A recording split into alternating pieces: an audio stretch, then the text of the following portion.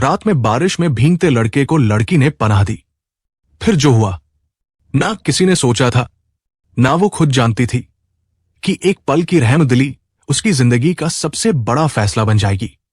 वो एक सर्द रात थी, एक कांपता लड़का, एक अकेली लड़की और एक दरवाजा जो दिल से खुला, लेकिन उसके पीछे जो कहानी चली वो किसी तूफान से कम नहीं थी। जिसे उसने पनाह दी, क्या वो सिर्फ एक मुसाफिर था या फिर एक ऐसा मोड़ जो उसकी पूरी दुनिया बदल देगा? उस रात के बाद कुछ भी वैसा नहीं रहा जैसा पहले था, ना वो लड़की और ना ही वो लड़का।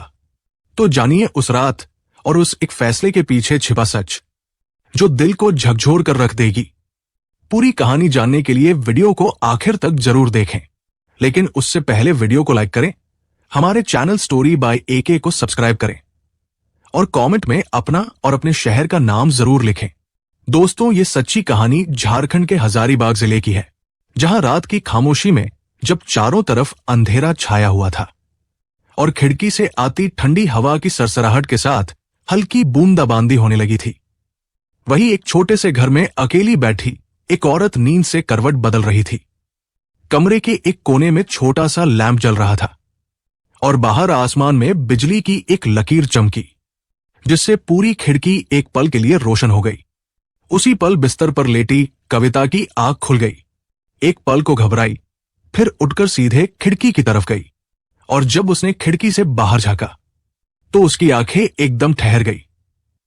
बरसती हुई बारिश में घर के दरवाजे के पास एक लड़का भीगा हुआ, कांपता हुआ बैठा था, अपने शरीर से चिपका हुआ एक पुराना सा कंबल ओढ़े हुए, और उसकी आंखों में कुछ डर नहीं था, बस सर्दी से लड़ती हुई एक खामोशी थी।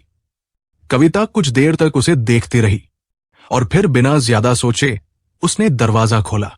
कौन हो तुम? कविता ने धीरे से पूछा। वो लड़का राजीव सिर झुकाकर बोला, माफ कीजिए, मैं रास्ते में था, बाइक पंचर हो गई और अब इतनी रात में कोई मदद नहीं मिली। सिर्फ एक रात काटनी है, चाहे तो बाहर बरामदे में लेट जाऊंगा, बस थोड़ी लकड़ी या कंबल दे दीजिए। कविता कुछ पल तक चुप रही। उसके भीतर का डर एक पल के लिए उभरा, लेकिन राजीव की कांपती हालत देखकर उसके मन में डर की जगह दया जाग उठी। उसने कहा, ठीक है, लेकिन अंदर मत आना, मैं लकड़ियां और कंबल दे देती हूं। राजीव ने सिर हिलाया। उसकी आंखों में पहली बार थोड़ी राहत थी। कविता अंदर गई और थोड़ी देर बाद लकड़ियों की गठरी और एक पुराना कंबल लेकर लौटी। उसने सब कुछ दरवाजे के पास रख दिया और बिना कुछ बोले दरवाजा बंद कर लिया। राजीव ने लकड़ियां जलाई, लेकिन ठंडी हवा में वो भी ज्यादा देर तक असर नहीं कर रही थी और ऊपर से वो कंबल भी अब तक बारिश में भीग चुका था। रात के करीब 10:10 बज चुके थे। बिजली फिर से कड़कती है और कविता की नींद फिर से टूट जाती है। उसे तुरंत राजीव का ख्याल आता है। वो सोचती है, इतनी बारिश में वो बाहर कैसे बैठा होगा। वो हिम्मत करके फिर से दरवाजा खोलती है और जो नजारा सामने होता है वो किसी के भी दिल को झकझोर सकता है।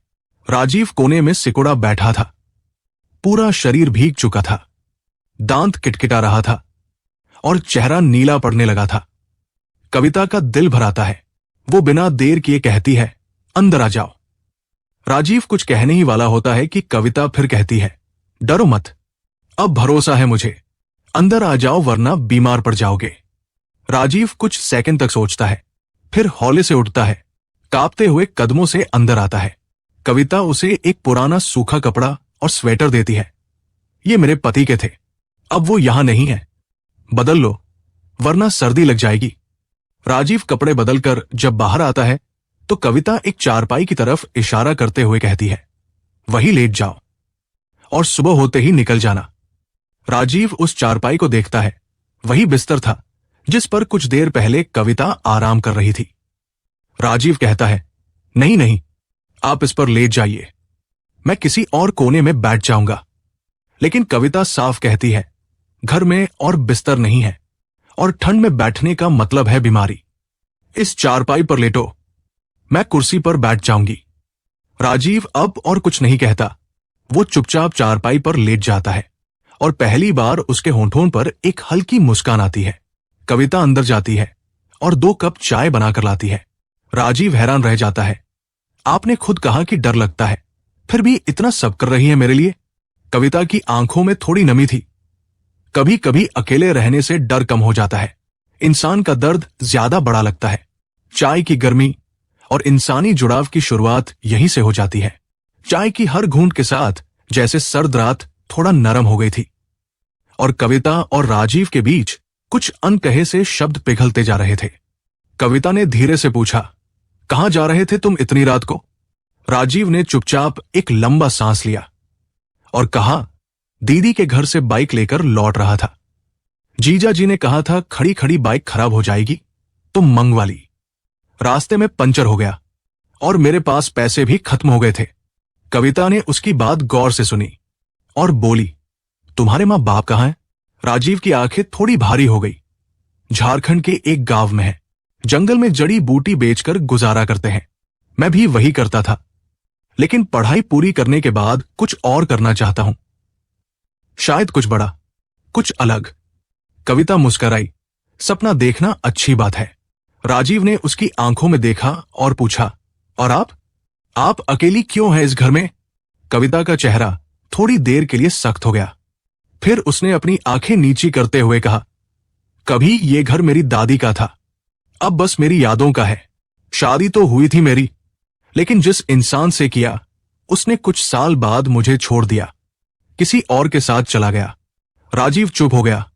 कुछ पलों की खामोशी के बाद कविता ने कहा, अब एक स्कूल में पढ़ाती हूं।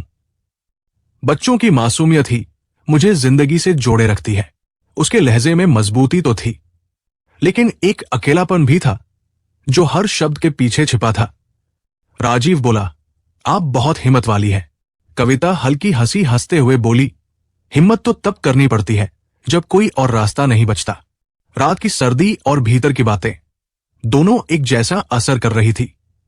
चारपाई पर एक किनारे बैठा राजीव धीरे से बोला, अगर आपको ठंड लग रही है तो आप चाहें तो आप भी इस बिस्तर में बैठ सकती है, मैं दूर एक तरफ रहूंगा। कविता ने पहले तो कुछ नहीं कहा, लेकिन उसकी उंगलियां कांप रही थी। थोड़ी देर बाद वो बोली, ठीक है, लेकिन सिर्फ बर्फ जैसी ठंड से बचने के लिए। दोनों एक एक कोने में बैठ गए और फिर जो बातें शुरू हुई वो रुकी नहीं। राजीव ने उसे अपनी मां की बातें बताई, पिता का संघर्ष, बहन की शादी और कैसे उसके पास केवल 50 रुपए बचे थे जो उसने पेट्रोल में खर्च कर दिए। कविता ने भी बताया कि कैसे उसने अकेले रहते रहते अपने भीतर की दुनिया को सहेजा है, कैसे कुछ रिश्तों की कमी अब आदत बन चुकी है। उस रात 2 अजनबियों ने एक दूसरे को कुछ नहीं दिया, लेकिन एक दूसरे से सब कुछ कह दिया। सुबह की पहली किरण खिड़की पर आकर टिकी तो कविता उठकर अंदर गई और राजीव के लिए फिर से गर्म चाय ले आई। राजीव चाय लेते हुए बोला, अब मुझे चलना चाहिए, कोई देख लेगा तो आपके लिए गलतफहमी होगी।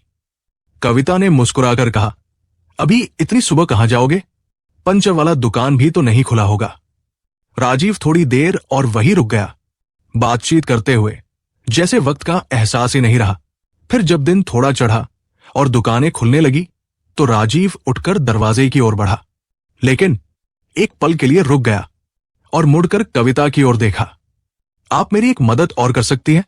राजीव ने कहा। कविता चौंकी। बोलो। 50 रुपए चाहिए, पंचर बनवाने के लिए, वापस लौटकर लौटा दूंगा। कविता बिना कुछ बोले मुस्कुराई और चुपचाप अंदर से 50 रुपए लाकर उसके हाथ में रख दिए। ये भी पूछने की बात थी? उसका स्वर बेहद कोमल था। राजीव ने कृतज्ञता से उसकी ओर देखा और कहा, मैं जरूर लौटूंगा, पैसे देने नहीं, कुछ पल चुराने। कविता सिर्फ मुस्कुराई, लेकिन उसकी आंखों में जो चमक थी वो बहुत कुछ कह गई। करीब 2-3 दिन बाद जब राजीव अपने गांव लौटा तो घर पर हर कोई उसकी चिंता में डूबा था। मां की आंखें दरवाजे पर टिक गई थी और पिता की चुप्पी में सवाल छिपा हुआ था। राजीव ने सब कुछ धीरे धीरे बताया, बाइक, बारिश, रात और उस अनजान औरत के घर की कहानी। उसकी मां ने गहरी सांस ली और बस इतना कहा, बेटा, दुनिया में हर कोई बुरा नहीं होता, लेकिन हर किसी पर आंख मूंद कर भरोसा भी नहीं किया जाता। समझदारी रखो। राजीव ने सिर झुका लिया, लेकिन दिल में एक अजीब सी हलचल थी। कविता की मुस्कान, उसकी बातें, उसकी आंखों की थकी हुई पर शांत चमक, सब कुछ जैसे वापस बुला रहा था। और फिर चौथे दिन शाम को राजीव ने जेब में 50 रुपए रखे और बाइक उठाकर उसी रास्ते की ओर निकल पड़ा। उस छोटे से घर के दरवाजे पर फिर से वही दस्तक हुई। कौन? अंदर से वही जानी पहचानी आवाज आई। राजीव बोला, मैं हूं, जो उस रात बारिश में भीग गया था। दरवाजा खुला और कविता की मुस्कुराहट उसके सामने थी। आ गए? उसने हौले से कहा। राजीव ने जेब से 50 रुपए निकाले और उसकी तरफ बढ़ाते हुए बोला, ये आपकी अमानत। कविता ने पैसे लिए और थोड़ी देर तक चुपचाप देखती रही। फिर बोली, इतनी जल्दी वापस आ गए? मुझे लगा था तुम भूल जाओगे। राजीव मुस्कुराकर बोला, भूलता अगर तो शायद खुद को खो देता। कविता कुछ नहीं बोली, लेकिन उसकी आंखें वो कह रही थी जिसे शब्दों की जरूरत नहीं होती। राजीव ने कहा, अगर आप कहो तो आज की रात मैं यही रुक जाऊं। इस बार ठंड से नहीं, बस कुछ वक्त साथ बिताने की जिद है। कविता ने एक लंबी नजर डाली और फिर सिर हिला दिया। उस रात कोई बादल नहीं गरजा, कोई बिजली नहीं चमकी, लेकिन दो दिलों के बीच कुछ ऐसा जुड़ाव बना जिसकी आहट पूरे घर में महसूस हुई। अब ये आने जाने का सिलसिला एक रूटीन बन गया था। राजीव जब भी समय निकाल पाता संगीता के पास पहुंच जाता। हां, अब कविता का नाम नहीं रहा था, अब उसका नाम संगीता था। और राजीव की जिंदगी में वो सिर्फ एक मददगार औरत नहीं, एक साथी जैसी लगने लगी थी। वो दोनों साथ बैठते, चाय पीते, घंटों बातें करते। पुराने दुख, अधूरे सपने और नई उम्मीदों के बीच एक रिश्ता आकार लेने लगा था। राजीव कभी खेतों की बातें करता, कभी स्कूल के बच्चों की शरारतें सुनता। संगीता की हंसी अब पहले जैसी भारी नहीं लगती थी। अब उसमें मिठास थी। अब उसके बालों में उदासी नहीं, चुपचाप खुशी उतरती थी। और ऐसे ही 6 महीने बीत गए। राजीव के आने जाने की बात अब किसी की नजरों से छिपी नहीं रही थी। एक दिन गांव की एक औरत ने सुबह सुबह संगीता के घर से राजीव को निकलते देख लिया। गांव में बातों का क्या है, बात जंगल की आग की तरह फैल गई। कहने वाले कहने लगे, वो औरत तो अकेली है और लड़का बार बार जाता है, कुछ तो है दोनों के बीच। जब ये बात राजीव के कानों तक पहुंची तो उसका चेहरा सख्त हो गया। वो जानता था अगर अब चुप रहा तो वो औरत जिसने बारिश में उसे भीगने नहीं दिया अब समाज की बातों से टूट जाएगी। और उसी शाम राजीव संगीता से मिलने पहुंचा। उसकी आंखों में एक अलग सा संकल्प था। संगीता, उसने कहा, अब ये बातों का सिलसिला बंद करना होगा। क्यों ना हम दोनों एक दूसरे को एक नाम दे दें, शादी का नाम। संगीता एक पल को चुप रही, उसकी आंखें डबडबा गई। वो बोली, पर क्या तुम्हारे मां बाप मुझे स्वीकार करेंगे? मैं तुमसे उम्र में बड़ी हूं, तलाकशुदा हूं और अकेली भी। राजीव ने संगीता का हाथ थामा और कहा, मैंने उन्हें सब बता दिया है और उन्होंने सिर्फ एक बात कही, अगर तू खुश है तो हम भी खुश हैं। संगीता की आंखों से आंसू गिरने लगे, लेकिन इस बार वो आंसू दर्द के नहीं थे, सुकून के थे। कुछ हफ्तों बाद जब गांव की गलियों में फूलों की खुशबू और ढोल की हल्की थाप सुनाई देने लगी, तब लोगों को यकीन हो गया ये बात अब अफवाह नहीं रही। संगीता और राजीव की शादी की तैयारी हो रही थी। कोई शाही बंदोबस्त नहीं था, कोई दिखावा नहीं, लेकिन हर चीज में एक सादगी थी जो दोनों के रिश्ते की गहराई को दर्शा रही थी। राजीव के माता पिता गांव से आए थे। उनकी आंखों में थोड़ी झिझक थी, लेकिन जब उन्होंने संगीता की आंखों में अपनापन देखा और उस घर के कोने कोने में अपने बेटे की खुशी महसूस की, तब वो मुस्कुराए। शादी वाले दिन मंदिर में बैठे हुए दोनों हाथ थामे हुए थे, वो हाथ जिनमें अब कोई संकोच नहीं था, कोई डर नहीं, सिर्फ एक भरोसा था।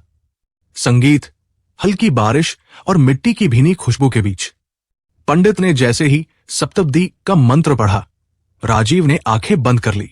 उसे याद आया 6 महीने पहले की वो रात, जब बारिश में एक औरत ने उसे कंबल दिया था। आज उसी औरत को उसने उम्र भर की छाव दे दी थी। शादी के बाद जब वो गांव लौटे तो कुछ लोग अब भी फुसफुसा रहे थे, कुछ निगाहें अब भी सवाल कर रही थी। लेकिन राजीव ने सबके सामने खड़े होकर सिर्फ एक बात कही, जिसने बारिश में मुझे ठंड से बचाया, मैं अब जिंदगी भर उसे तन्हाई से बचाऊंगा। और अगर किसी को हमारे रिश्ते से दिक्कत है तो सोचिए, दिक्कत हमारे रिश्ते में है या आपकी सोच में। उसके इन शब्दों पर वहां कुछ देर तक सन्नाटा रहा और फिर तालियों की आवाज गूंज उठी। राजीव और संगीता ने एक छोटा सा घर लिया और एक स्कूल के पास अपने जीवन की एक नई किताब शुरू की। समय बीता और कुछ वर्षों बाद संगीता ने एक बेटे को जन्म दिया, एक ऐसा बेटा जो उनके अधूरे जीवन को पूरी तरह से भरने आ गया था। आज राजीव और संगीता एक शांत, साधारण लेकिन आत्मसम्मान से भरी जिंदगी जी रहे हैं, एक माता पिता के रूप में, जिन्होंने सिर्फ अपना परिवार नहीं, अपना वजूद भी साथ में खड़ा किया। अब जब राजीव अपने बेटे को स्कूल जाते हुए देखता है या जब संगीता उसकी किताबों में उसका भविष्य संवारती है, तो दोनों की आंखों में एक ही सुकून होता है। अगर उस रात दरवाजा न खोला होता तो शायद जिंदगी की सारी खिड़कियां हमेशा के लिए बंद हो जाती। कभी एक अजनबी की मदद से शुरू हुई कहानी आज एक परिवार की मुस्कुराहट बन गई थी। यह कहानी सिर्फ एक रिश्ता नहीं, एक सोच है, एक ऐसी सोच जो सिखाती है कि इंसान की कीमत उम्र, हालात या समाज से तय नहीं होती, वो तय होती है करुणा, समझदारी और इंसानियत से। और अब हम आपसे एक सवाल, अगर आपके जीवन में भी कभी कोई अनजान व्यक्ति में दरवाजा खटखटाए तो क्या आप हिम्मत कर पाएंगे उसके लिए वो दरवाजा खोलने की? अगर आपके जीवन में भी कभी ऐसा मोड़ आता तो आप क्या करते? क्या आप वही करते जो राजीव और संगीता ने किया? क्या उनका फैसला इंसानियत और भरोसे का उदाहरण था, या आज के दौर में ये एक जोखिम भरा कदम माना जाएगा? अपनी राय नीचे कमेंट में जरूर लिखिए। और अगर आपको ये कहानी दिल को छू गई हो तो वीडियो को लाइक करें, शेयर करें और हमारे चैनल स्टोरी बाय एके को सब्सक्राइब करना न भूलें, ताकि हम आपके लिए इसी तरह की सच्ची, सीख देने वाली और दिल को छू जाने वाली कहानियां लाते रहें। मिलते हैं अगली वीडियो में नई कहानी के साथ। जय हिंद, जय भारत।